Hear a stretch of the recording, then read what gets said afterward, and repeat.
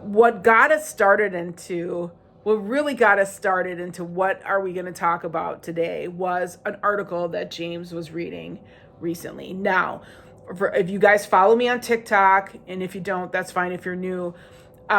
James and I just recently got back from an amazing trip to the Dalmatian coast, which included Athens, Olympia, Santorini, Kotor, Greece. Then we went to Montenegro. We went to Kotor, Montenegro. It was Corfu, Greece. Corfu, Greece. Thanks. Corfu, Greece. Kotor, not Montenegro. Then Dubrovnik. Yeah, we went to Dubrovnik, which we didn't really spend a lot of time in Dubrovnik. We actually did a day trip to Medjugorje, in Bosnia and Herzegovina, and then we went to Šibenik, Croatia, and then we spent a couple of days in Venice. So it was an amazing trip. We had an amazing trip, and we saw some amazing things. And Venice was really, really great. So he was reading an article. Tourist traps that you should avoid. And one of the tourist traps that you should avoid apparently is the gondola ride. And this is not the first time that I had seen that. So it was kind of interesting. What the complaint was is that you don't really get a view of Venice when you're on the gondola ride. It's overpriced, and you're just better off walking the back streets of Venice rather than getting into the gondola. And we both laughed at that. That is one of the most ridiculous things we've ever heard. So when you go to Venice, you can get on a gondola to cross the Grand Canal, right? So you can get on at these different stops, and you can take a gondola just to cross the Grand Canal to the other side. Now, I don't really know why. I don't know why you would do that, except to say that you were on a gondola and it was a lot cheaper than doing the gondola through the canals of Venice, because Venice has a lot of bridges, and you can just walk from one side of the Grand Canal to the other. Yeah, they're all over the place. It is very common in Venice where you are walking, and then there's a bridge, and then there's another bridge, and then there's another bridge, and you're kind of like, and then also the Rialto Bridge, which is really well known in Venice, goes from one side of the Grand Canal to the other. So when she said, though, that you shouldn't take these gondolas, let me tell you, I am not a person that gets into small boats. He hates them. I hate them. If there's a chance that boat is going to end up over me and I'm in the water, I have a fear of getting into them. But riding a gondola in Venice is one of those once-in-a-lifetime experiences. Think about it. You spent all that money just to get to Venice. You spent all that time and effort riding the plane, then riding a water taxi or the Vaporetto over to your hotel. And sometimes you're walking with your luggage to your hotel. Sometimes you're walking a good distance to your hotel with your luggage. And then, you're going through that whole experience. You've spent all that money, all that time, all that effort. And you're not going to spend 90 euros to ride a gondola.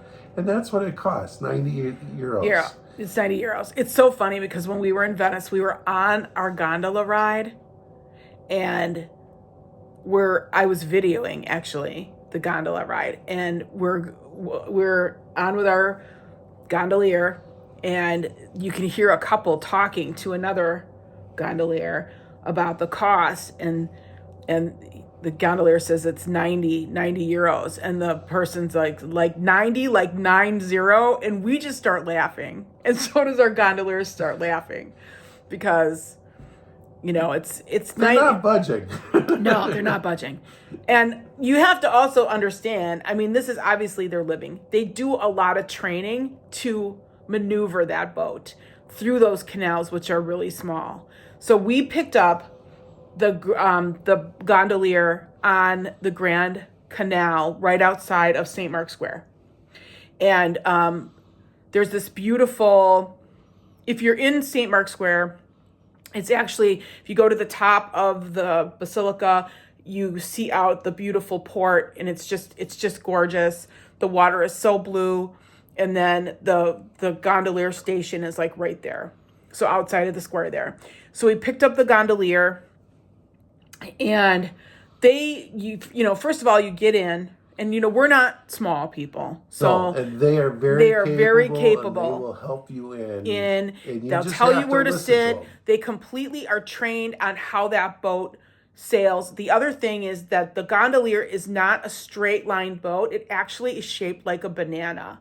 And it throws you off a little bit because you're kind of on a curve when you're like on an angle when you're in the canal on the boat. But they know how to turn. I mean, you can watch them do 90-degree turns. They do not hit anything. They are fully trained. They'll talk to you if you want to talk to them. They'll sing to you if you want to sing to them. We didn't want any of that, so our gondolier was just fine with that. And they take you through all the little canals, and then you come back out. We actually went under the Bridge of Sighs. So we came out of St. Mark's Square, and he took us right through under the Bridge of Sighs. I have a video of us going underneath it. We had walked through it earlier that day, so it was really kind of cool to be there.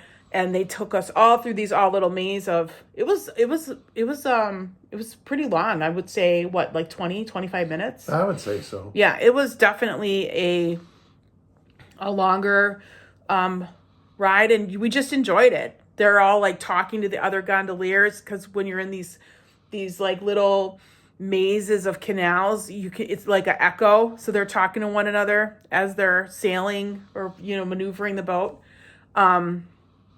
It was just really, really worth it. And from this one over here, who does not enjoy at all little boats, little boats that he's always the skeptic. So if something was definitely not worth it, he would tell you it's not worth it. I would have said, "Oh, we could have skipped that."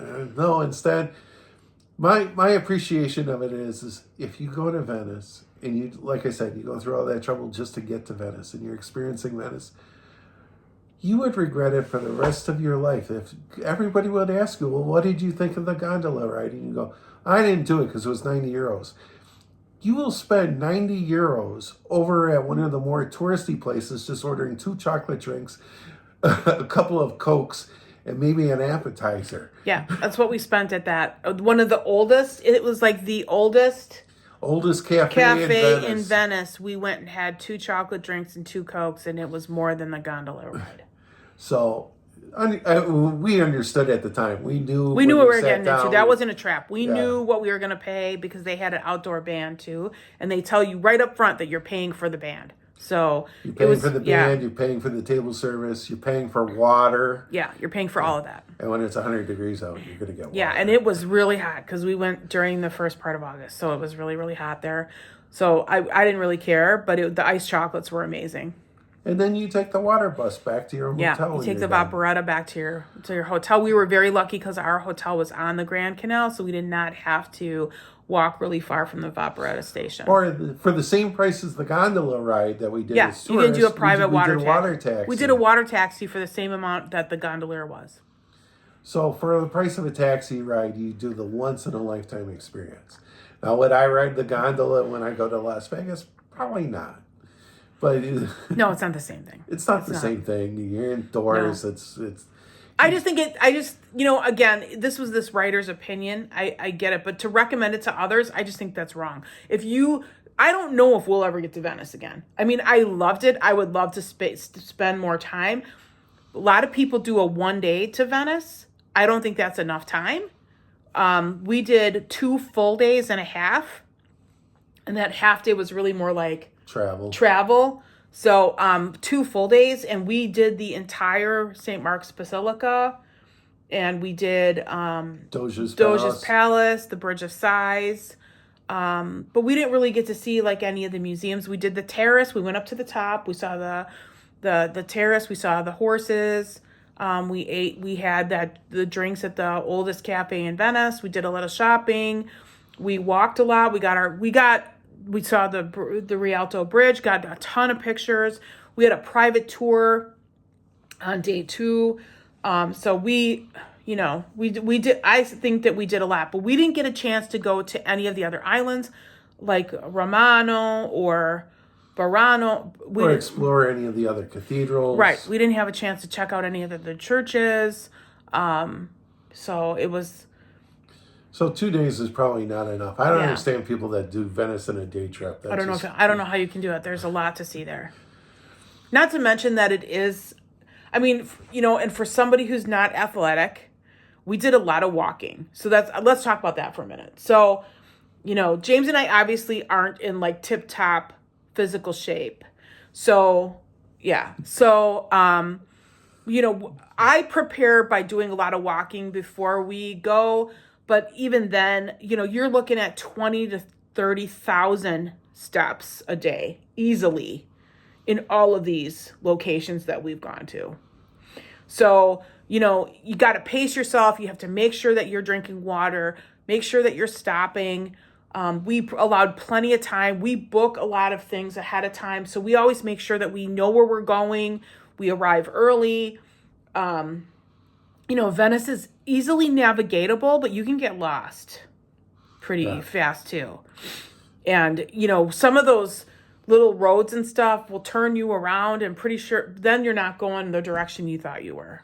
And those little arrows lead you into other little arrows that pretty soon you're going, wait a second, I'm going against the arrow that was leading me to where I wanted to go. Because they have little signs that'll say, the Rialto, San Marco, they've got like the little signs. So you could take one wrong turn and all of a sudden you're not seeing the signs anymore. But I would say this, again, like Doreen said, know your limits, know what you're capable of, but at the same time, be prepared. You want to do some walking. You got to figure out how you're going to get around because like in a city in Venice, there's no cars, there's no taxis. There's no taxis. It's Vaporetto, water taxi, or walking. And leave your bicycle at home. It's useless because you're going to be walking up and down over these bridges that all have stairs. Can we talk about the Harley Davidson store? Oh yeah, we should. Just for the fun of it. Just for the fun of it. So James's brother is a Harley Davidson enthusiast, and so whenever we travel, we're always looking for the Harley Davidson store to get him a shirt anywhere in the world. We did not check out Venice beforehand because, hey, it's not like you can't ride a motorcycle in Venice. In fact, most of the islands around Venice, there's only like one or two that each actually have cars. Because our tour guide was telling us that she actually lived on one of the islands around there, and she was actually able to have a car. But if you're a Venetian, you don't own a car because you have nowhere to put it. So we're walking to San Marco. And we literally were on the side where the Louis Vuitton store, and we're walking, and we literally walked up to a Harley Davidson shop. I was shocked. Yeah, Harley Davidson store, middle of Venice, and you can't have a motorcycle there, but you can get the T-shirt. Yeah, you can get the T-shirt. So we bought him a T-shirt and then told him the story because we were like shocked. We didn't even know what to say. I was like, you can't even have a bike here. How is it possible that you've got a Harley Davidson store in Venice? That was great. Yeah. We also broke one of our travel rules is don't ever eat at a place that you can eat at home. Well, we broke our rule and had a frozen Coke we had a frozen Coke at Burger King. Yes. We didn't really eat there. We didn't eat there. We didn't eat there, but a frozen Coke on those hot days was delicious, and there was like nobody in the place. So, and that's the other thing. In Venice, there's not like any places for you to just sit. I mean, there are a few, but it's really, really limited. And like if you get to a square, you may see like one like bench. Park bench or something. They do not encourage people to loiter and to sit on things to eat and stuff because they want you in their paying restaurants. Would you say? Right.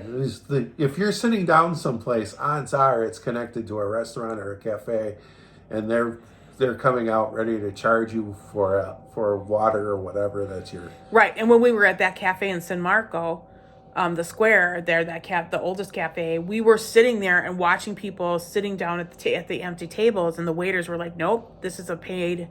You got to pay, you got to order something to sit there." So just be prepared. Just be prepared. If you ever go to Venice, you're at these like stands like for sandwiches and stuff, you will have to stand and eat because it's not like you're going to be able to find a table. And if they do have tables, most of the time they're packed. Actually, the one place that we found this sit in San Marco Square was on the second floor of the cathedral. On the balcony, there's a little ledge. Oh yeah, the terrace. The terrace you can sit on. You can sit there. And that's included in your price of admission. After we climbed up the creepy stairs to the museum and walked through it all, you can go out to the terrace and there's a ledge there, and we sat there. We were up there for like over an hour, wouldn't you say? Yeah. Just relaxing, and it wasn't like we weren't in the sun, and we sat up there. I just literally perched myself up on that seat and did not move. I was just enjoying the view and the breeze, and just took it easy. So if you are going to Venice, there's really not a lot of that. Anyway, what else about Venice? What about, I would say, we were talking about the cathedral there. Just be prepared that as you're walking in, the guards there are going to be pretty abrupt, and they don't speak English the best. Yeah, I was surprised. I would say in Venice, we didn't have any problem being understood. But when you're at the Basilica of St. Marco, they're talking to you in Italian, and you're like, what? And I thought he was stopping me because I was in shorts, but my shorts went below my knees. So I thought I was safe that way, and I started to try to argue on that. What he was actually complaining about is I didn't remove my hat fast enough. I had a baseball cap on.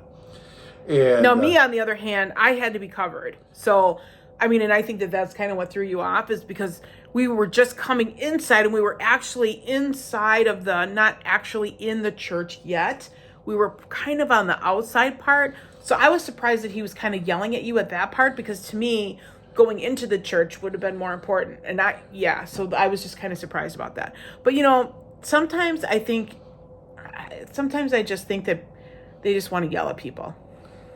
It was hot. He needed something to do. Yeah, it was hot. It was hot.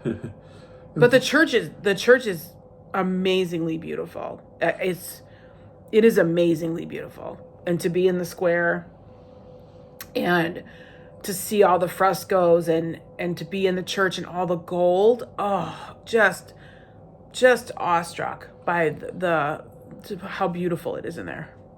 Just the square itself. I mean, it's just one of those. It's iconic. I mean, I took a video of us walking into the square. Okay. And then, just videoing. And we actually visited the square the next day too. And I did the same thing because we came in on a different way with our tour guide. And, just to experience seeing it for the first time, I watched that video a lot, just my feelings of seeing it. Because you just can't even believe that you're there. Yeah, again, we're talking your trip of a lifetime, once in a lifetime experience. So definitely, it's like I said, when you're traveling, enjoy those once in a lifetime experiences. Don't be afraid to do it just because somebody online tells you, it's too touristy. You know what? You're a tourist. Yeah, you're a tourist regardless. You think you're blending in? Yeah, you're not. They know you're an American. No, they know you're American. I mean, and here's the thing, I don't even hide it. I mean, one of my favorite sweatshirts to wear wherever I go is my black camo sweatshirt that says USA on the front. I wear that all over the place. And when we were in Scotland, they were laughing because it was like, why? I'm not gonna hide it. I'm just not. Well, you can't anyhow. They're gonna figure it out. I mean, whatever. I'm not. Take one look at you and they go. I will tell you this: we really like to visit a lot of the local restaurants. Like, some of the things, like when you're traveling in Italy, at least, don't necessarily go to the restaurants that are close to the big tourist spots. Like when we were in Rome, there's all these restaurants. If they're trying to lure you in, that's a huge red flag. I'm not going to say that you're going to have a terrible meal, because I just don't feel like there's a terrible meal anywhere in Italy. But if you want to experience more of the local, go in go into the neighborhoods and find these places. You almost want the waiter to roll their eyes and say, "Oh, somebody else is coming in." Right. Yeah. You want to follow the locals, and that's true regardless of where you travel. Right. And we do research that ahead of time. And I know he's no longer here, but Anthony Bourdain was just a huge influence on us for traveling anywhere. Like, we watch a lot of his old shows on Rome and New Orleans to learn all the back places that he was going to and eating. Right? Right. I mean, it's those little places, the mom and pop shops that, for the price, for much less on the price, you're going to end up getting a much better meal and a much more authentic experience. Maybe we'll do a podcast from New Orleans because we're going to be there in a couple weeks. Maybe we'll do a podcast from maybe one of the restaurants or something in New Orleans, and we'll post that because I think that would be really great. I think it'd be great because New Orleans is a regular spot for us. We go multiple times a year, at least once a year, sometimes twice a year. We love New Orleans. We love eating in New Orleans. New Orleans is more than just Bourbon Street. There's so many things that we've done in New Orleans, and we've got another trip coming up here, and we're really excited about it. But while we're talking about that, let's talk about one of the other things we were going to say is that in the age of social media, you want to share where you're going, and we share where we're going, but there's such an importance of making sure that you have someone watching your home while you're away. I think that when you're posting pictures, when you're posting video, when you're talking, or even going live, I'm on social media. I go live on social media. I think that you want to make sure that someone is at your home, and that you have all the security set up. And no, this isn't sponsored. It's just something that we've learned that, you've got to make sure that you're safe and that you've got people watching your house. No, we've always had people watching our dogs, but you want somebody that's going to collect your mail. You don't want somebody noticing that your mailbox is overflowing. You want cars going in and out of your driveway on a regular basis. Those little things do matter. If you can have a system where the lights turn on and off at random times, not just set times. Just learned that lesson from watching Home Alone. You really need to invest in that kind of security, just because you're going to be overseas, and you're going to want to tell people that you're overseas, and you're going to say, "Look at this amazing meal that I'm having." You're not going to wait till you get home to post it on Facebook. It's just human nature. You're going to post it. You're going to want people to see where you are. You're going to do that TikTok video. You're going to do that YouTube video. You're going to post it on Instagram. Sooner or later, something is going to cause you to do it. Welcome to the world of social media. Unless you're absent of social media completely, in which case you're probably not watching this podcast. You're going to send something so that the folks back home can see it. And so make sure that you have somebody watching the house for you, watching your apartment, taking care of things. That way people aren't suspecting that you are gone for a period of time and can break in. Yeah, I think that's really important. Really, absolutely important. Okay, we're going to talk about the next thing that this person suggested on her list, because I was just horrified when he told me what else she said. Don't go to Versailles. It's a waste of time. It's a tourist trap. It's not really important. You're better off spending the time in Paris. I don't even know what to say. So in all fairness, James has never been to Versailles. Never. I have been to Versailles. And my daughter, who went to Europe in her high school senior year, went to Versailles as well. And I'm going to just share. So I sing with this fabulous choir here in Milwaukee, and we do the Charpentier Midnight Mass for Christmas Eve every year. And our director was talking about how it's a dance. The Charpentier Midnight Mass is a dance. And he goes, visualize yourself in the Hall of Mirrors at Versailles. And they're all dancing to this suite of pieces. And it's a dance. So, and he was explaining, and I could visualize it because I've been there and I've seen it and I know how beautiful it is. And not to mention the historic significance of the Hall of Mirrors for American history about what was signed there. You know what I mean?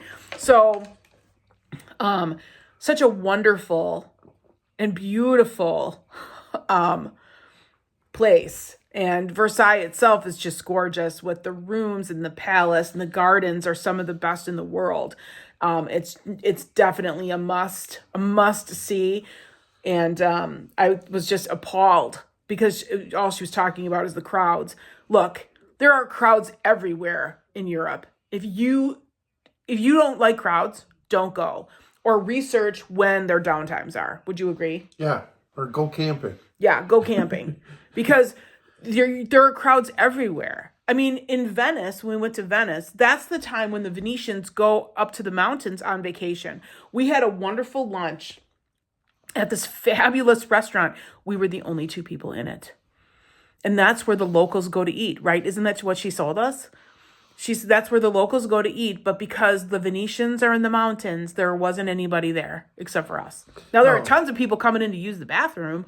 And getting chased right back out. Mm-hmm. But, no, seriously, I mean, if you want to avoid the crowds, the other thing is that we've learned when we're traveling is if you're going to go see a crowded tourist attraction, the best time to go is early in the morning. Or late at night, but definitely early in the morning is great. That worked well with the Acropolis. We did that with the Acropolis. Yeah, we were the first ones up there. First tour in the morning on the Acropolis, and I got amazing pictures without a lot of people in them because there was nobody up there. Same thing with Rome. We were the first ones in St. Peter's Square the morning that we went to Rome to the Vatican. So yeah, so finish what you're going to say, and then we're going to talk. We were getting there early because we were doing a special tour to go see St. Peter's tomb, and when we got into that square, the square was just empty. It was just us and maybe one other person in the whole square, and you just could take all the pictures that you wanted. And you get there was no line queuing. Postcard moment. Yeah, there was no line queuing. It was amazing. Now the basilica wasn't open itself yet, but we already had a way in with the special tour that we had signed up for. Mm-hmm. But even still, you would have. That's actually, if you really want a great tour of Rome, of the Basilica in the Vatican, you're going to want to look up the Scavi office, SCAVI. It's the archaeological office of the Vatican, and you're going to want to arrange a tour. You got to arrange it directly with them. Don't fall for these places that arrange it for you, because if you do it directly through the Vatican, through the Scavi office, it's like less than 20 euros when we did it. It could be more expensive now, so what we did for our trip to Rome is we gave them the dates. We emailed them, told them what dates we were going to be in Rome. They told us like what tour we could go on for the language that we wanted, because it's only a limited amount of people that are allowed down there at a time. And because it's so if you've been to the Vatican, you've got the church, then there's the grotto where a lot of the popes are buried. And then at the very, very bottom, there's no access publicly. You can only through this tour is the cemetery, the 1st century cemetery that the church was built on. Yeah. I can't even talk. I mean, it's just an amazing trip, just an amazing tour. And we built our entire trip around that date. Yeah, that major event. And then again, you take a major event that's the one thing that you really want to do. You absolutely have to see, and then you build your trip around it. Rather than try to cram that one event in after you've booked other things. But getting back to Versailles, if you're going to go to Versailles again, you probably want to go on the first tour of the morning. It'd be less crowded then. Same thing with any other exhibit that you want to see. You want to go see Trevi Fountain in Rome. Probably the best time to do it is the first time in the morning. And people in Rome tend to be a little bit slower, a little bit later. And when we went, it was crowded. It was crowded. We learned the hard way. Because we were walking around. Yeah. We were just walking around, and we came up on the Trevi Fountain. So it was there's the Trevi Fountain. Let's go check it out. Yeah, let's go check it out. Okay. Oh, that's a little crowded. Yeah. Oh, throwing a coin in the fountain being well, and you have to watch pickpockets too. You really have to watch the pickpockets in that area. We're very lucky. We've never been pickpocketed. So again, this is those are the types of things that you Here's the want to do thing. to avoid When people crowds. make those kinds of recommendations, though, it ticks me off because, if you're somebody who's not into crowds, don't travel. You're going to run into crowds. If you are going to travel the world, particularly now with Jubilee in Rome right now, there's going to be millions more visitors than typical in Rome. The author, though, is probably one of those people that gets on a cruise ship with 20,000 other people. Yeah, I would never do that. Yeah. So, Yeah. And then she also said, don't see the Mona Lisa because it's too crowded. and that you're going to see a sea of cell phones more than you're going to see the painting, and that there's a bunch of other paintings. Oh, but see, here's the thing. Yes. Okay. So so I will just disclose that when I went to Paris in 1987, my school didn't do the research about the week after Easter, because that's when we went. And Europe shuts down the week after Easter. It's considered pretty much a holiday. So the Louvre was closed. So I wasn't even able to see the Mona Lisa. So the only time I'm going to see it now is when we go to Paris together, because he's never been to Paris. But my daughter saw the Mona Lisa. I'm wondering if I have pictures on this that I can share. And, they queue you up. So you're queued. And hold on a minute. Go ahead and talk. So I was just going to say that she saw it, and she said, it's so much smaller. And then you look at the painting behind you, and it's this very large painting behind you instead. But it's still the experience of seeing something like that. And yes, it's behind glass, and it has to be behind glass because somebody's going to throw paint on it or something for whatever political cause that they're espousing this week. But just to experience that kind of art and to see it in person, it's going to be so much better and so different than seeing it on a computer screen or a TV screen or in a book. You don't get that feeling that you do when you look at art directly. So that's your opportunity. And we have a funny story too. Okay, I'm going to share this picture because this is actually Mo. So our daughter went, and this is a picture of the Mona Lisa while she was in line being queued to see it. So I'm sure that's what that lady was talking about all the cell phones. You can kind of see people with their cell phones out. But she's got some really cute ones here. So this is when she finally got up to it to see it. It's behind plexiglass. But she got these really cute pictures here of it behind her. I love this one too, while she was in line. So just to kind of give you an idea. So this is when she got up to it directly. You got to see the Mona Lisa. You have to go to see it. I just think that's ridiculous. If you didn't, yes. If you went all that way to Paris. Now, she did say it's in the same room as this picture. I don't know the name of it, but I can't. This was where it was. This is in the same room as the Mona Lisa. So she was talking about how this is one of the biggest paintings she's ever seen because it's wall size. And she's like, it's on the other wall when you're in the Louvre seeing the Mona Lisa. So she's like, that one, like, okay, so that's her with it behind her. Anyway, I just thought that was pretty funny. Well, I was going to say earlier, we kind of had that experience in Rome, actually. We went to the Church of St. Peter in Chains. And there's this line coming out the door, and we're thinking, wow, everybody's here to see the relics of the chains. And this is a case where we missed on the research. Turns out that our hotel was right by there too. Yeah, Michelangelo Moses is also in the same church. So the line is to go see Michelangelo's Moses. So we skipped the line, went down to see the important thing, which was and came back and chains saw that him held on the way St. back. Peter in jail. Came back up and then walked right over and went, wow, that's really amazing. Yeah. So we saw it. We went over there after we went to see the relic. And it was just really kind of funny because we didn't know what the line was there for. The other thing that's really funny is we were walking in Rome. So we spent 9 days in Rome in 2019. And we had 1 day trip to Sorrento and Pompeii. That was the only day trip. We did everything else in Rome that week. And we Why did my head just blank out? I don't know. You were going to say something about going to see Pompeii, I guess. We were putting on about 4 miles a day walking through Rome. Oh yeah, I remember what it was. So we're just walking through Rome, just walking, and we would do that every day. Just walk around the areas that we were looking, and we came up. James had this little book of Rome that he had with him that we bought off Amazon, and he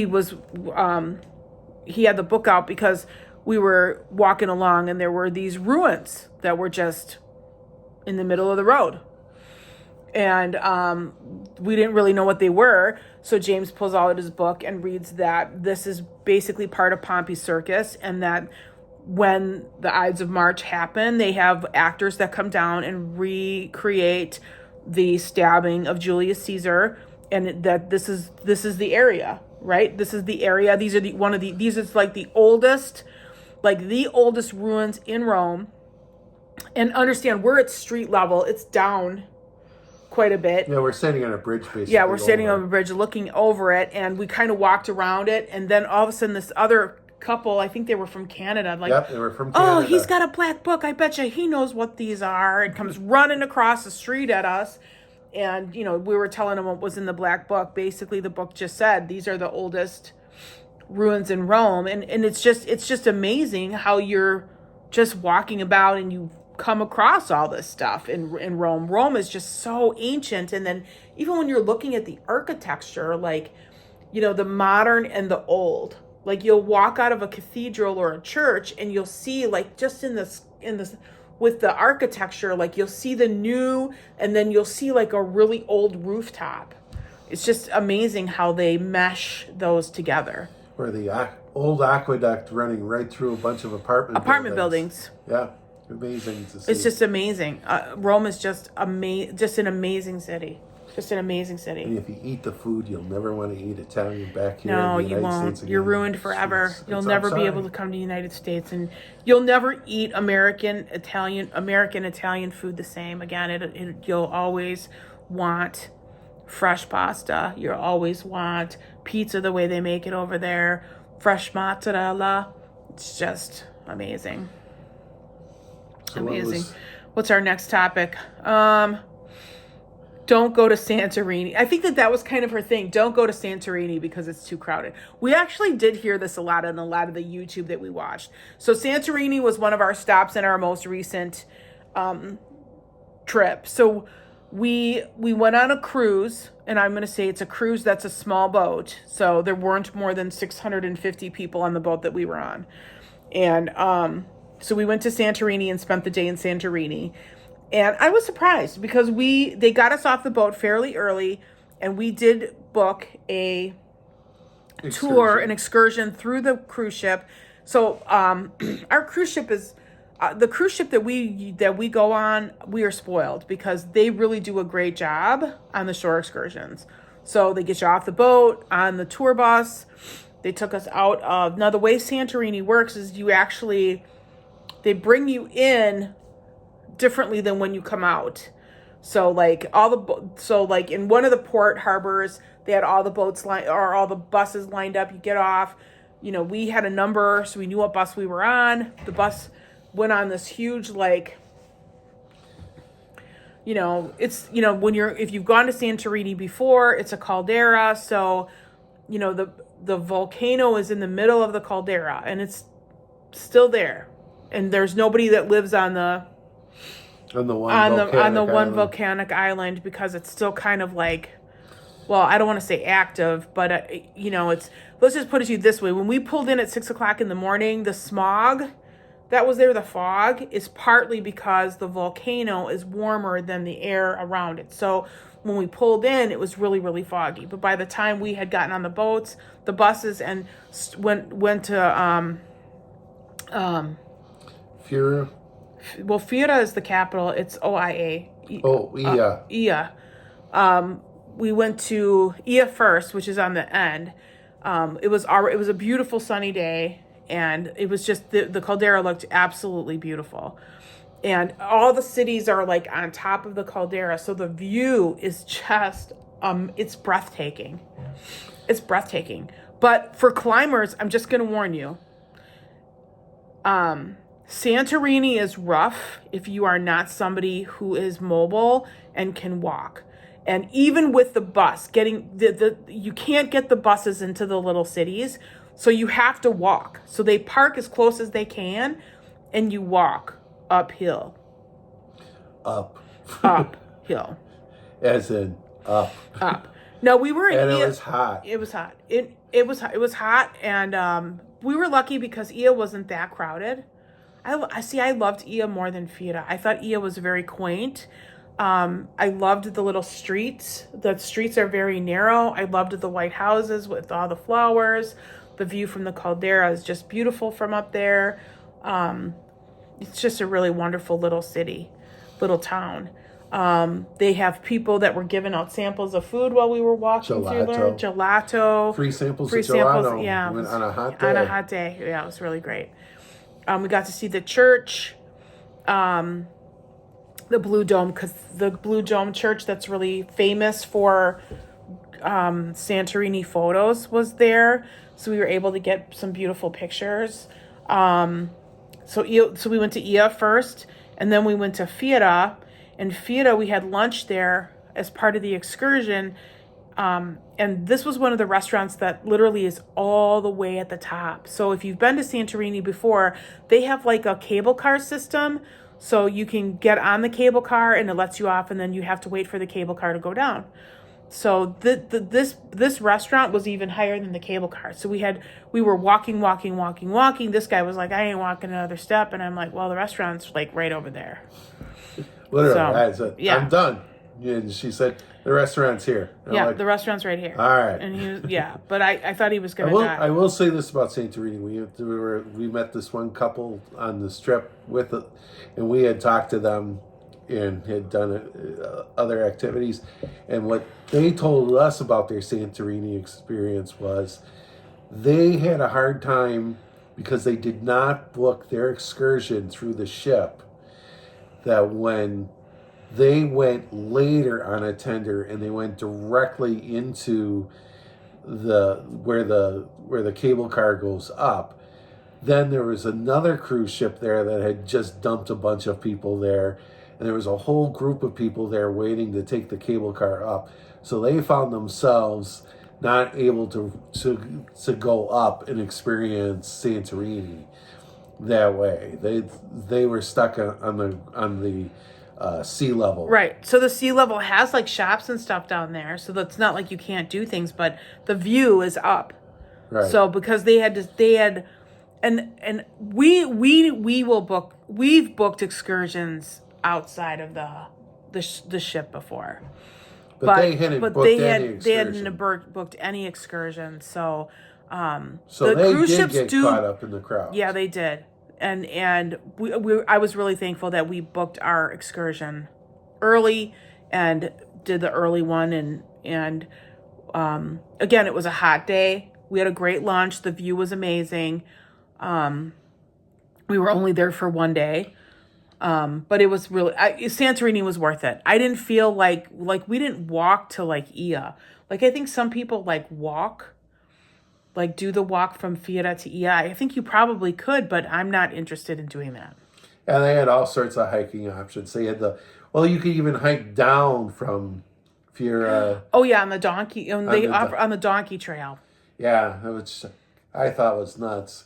I mean, you could do it. And they explained, they still have donkeys that go up and down that trail. So it's going to smell like donkeys, but go ahead if you want to. On a 100-degree day. No. Yeah, no thanks. I know it would have been downhill. We would have been fine, but... Oh, there's Bella. There's Bella. She's telling us that we've been talking for almost an hour. Okay. Is that...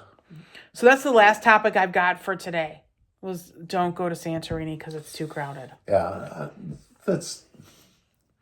plan again, ahead. I think if you plan ahead and for me, it's the not knowing. That's why research is so important. You want to know.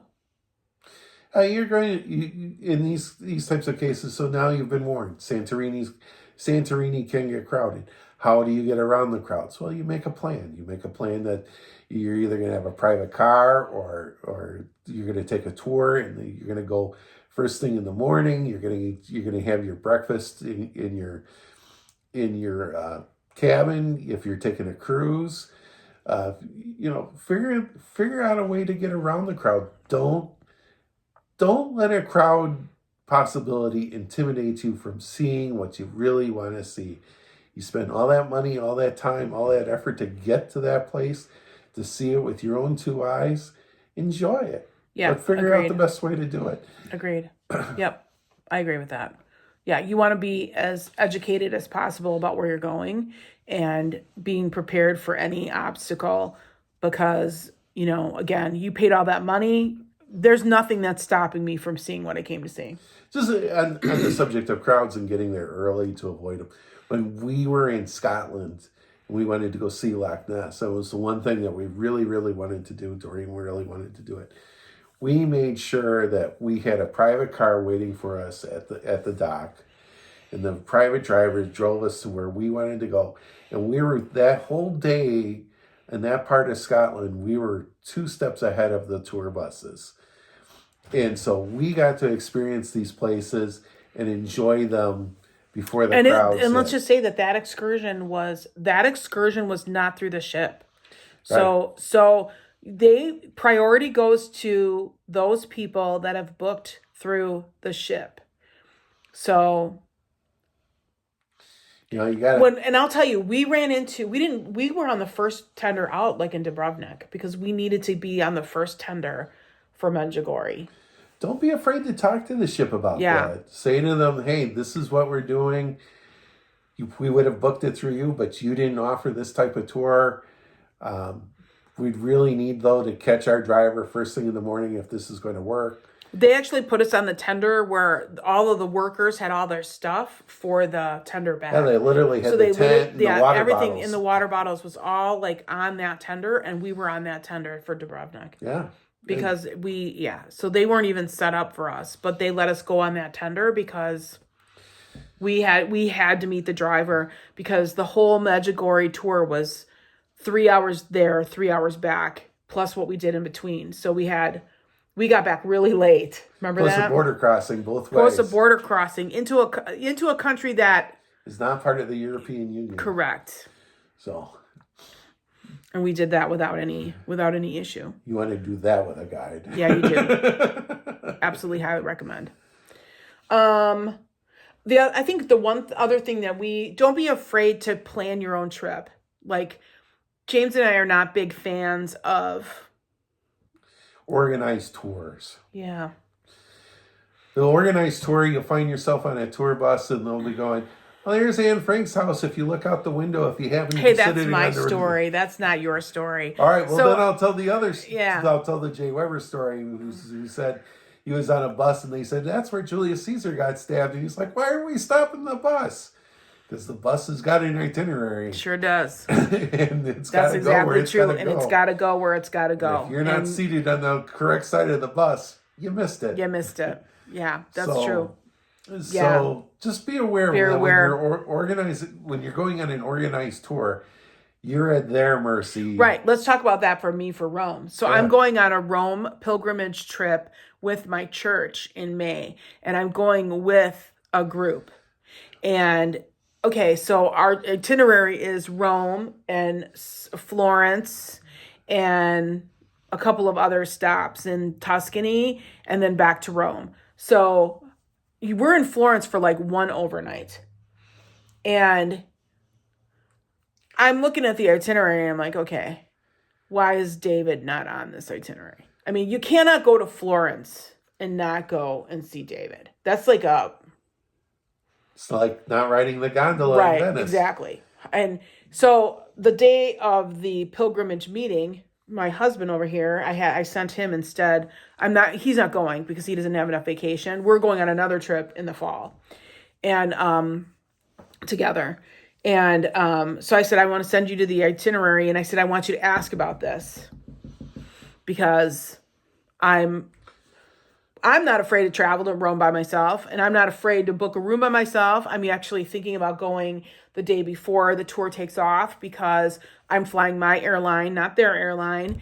And, I'm like, I'll just leave whatever we're doing and go.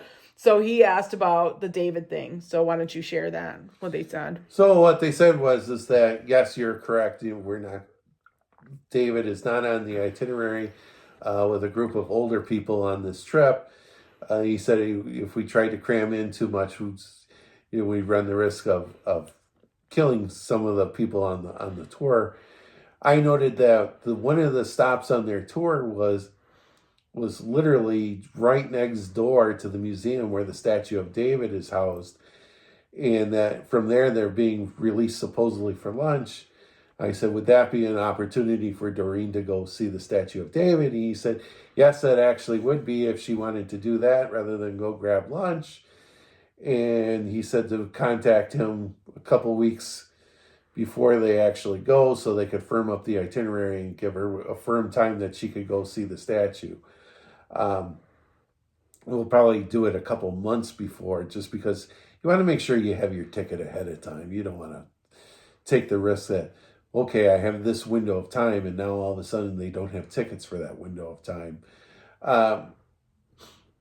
But it's that kind of thing. You're at their mercy, and we started talking about other things in Florence that Doreen is not going to be able to see because she's on this pilgrimage tour. Well, the purpose of this tour is not to go see those sites. So she's going to go see other sites, but we'll have to go back. Twist bummer. our arm. We're going to have to go back to Florence together so that we can go see what we those missed. Sites yeah, because there's definitely some other things on and we are planning on going to Italy together, but the purpose of this trip is really more of a religious pilgrimage for me. A lot of the things that we're seeing in Rome, I've already seen, and there's other cathedrals and stuff that I missed the first time. So it'll be really great there, but. So, that's something you need to be aware of, especially when they say panoramic tour. They mean that you're on the bus. Oh, yeah, that's a great thing.